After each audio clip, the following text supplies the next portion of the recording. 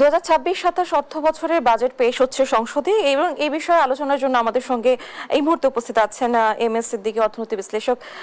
জনাব, আমি আপনি যেমনটা বলছিলাম যে ইতিহাসের সব থেকে বড় বাজেট এবার পেশ হচ্ছে, প্রায় 9,38,000 কোটি টাকার এই বাজেট আসলে জনগণের আস্থা কতটুকু ধরে রাখতে পারবে, কি মনে করছেন, এবং সরকার কি আদৌ পারবে?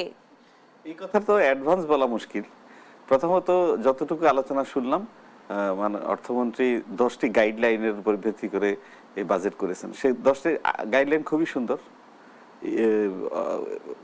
উন্নয়ন খাতে ব্যয় হবে, শিক্ষার জন্য ব্যয় হবে, স্বাস্থ্যের জন্য ব্যয় হবে, বিভিন্ন খাতওয়ারি প্রায়োরিটি দিবে। শিক্ষার জন্য অনেক বড় একটি খাত বরাদ্দ রাখা হয়েছে।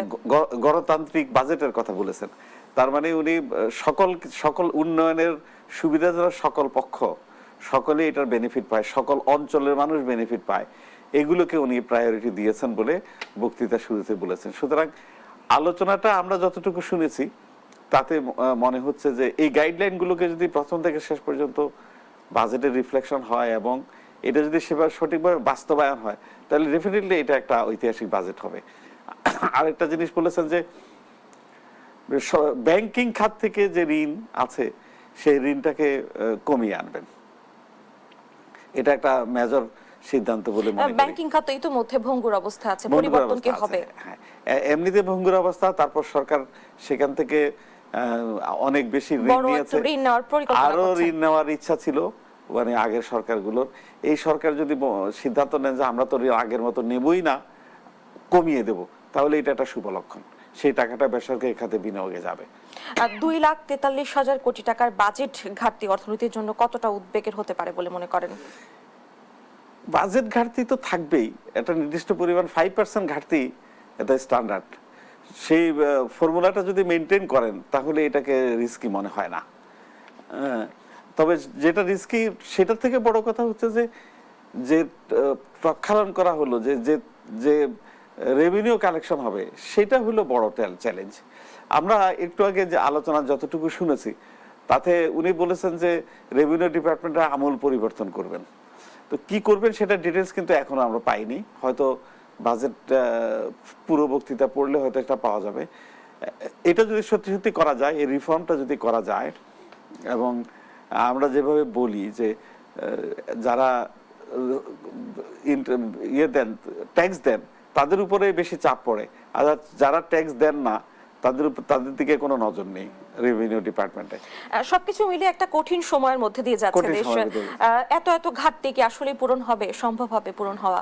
সদিচ্ছা থাকলে সম্ভব, এবং এই সদিচ্ছাটা সাথে সাথে দক্ষতা, সরকারের যে মেকানিজম আছে, রাজনৈতিক নেতৃত্ব, আমলাতন্ত্র, এরা যদি একসাথে কাজ করতে পারে, ইভেন বিজনেস কমিউনিটিকে সাথে নিয়ে, তাহলে এই আমূল পরিবর্তনগুলোকে দ্রুত বাস্তবায়ন করে এটা লক্ষ্য অর্জন করা সম্ভব। কিন্তু এটা আসলে একটা কঠিন কাজ আমি বলবো, কারণ অতীতের অভিজ্ঞতা থেকে দেখেছি অনেক সরকারই তো কমিটমেন্ট করে যে আমরা এটা পরিবর্তন করব, ওইটা পরিবর্তন করব, দিনের শেষে যে দেখে আমরা যে সে পরিবর্তনগুলো আসলে হয় নাই।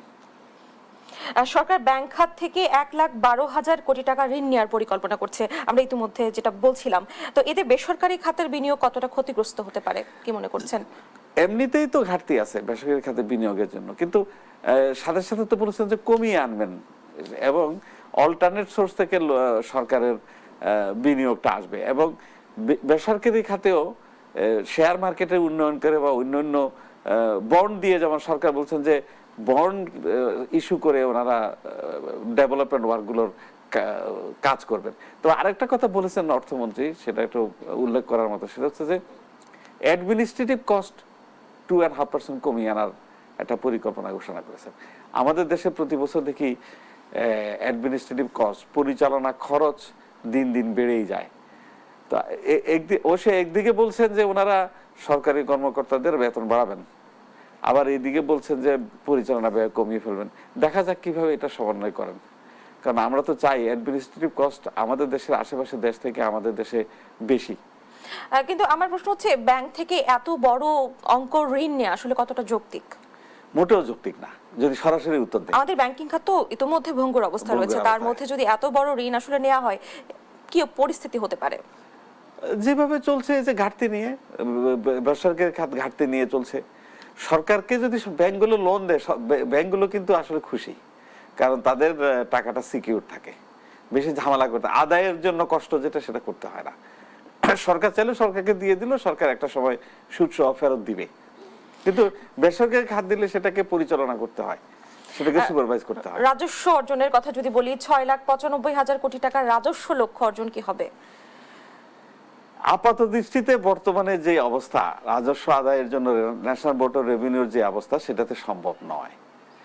এখন এই 1 বছরের ভিতরে পরিবর্তন করে এই সরকার রেভিনিউ ডিপার্টমেন্ট। দর্শক, 2026-27 অর্থ বছরের বাজেট নিয়ে দেশ টিভির বিশেষ আয়োজন।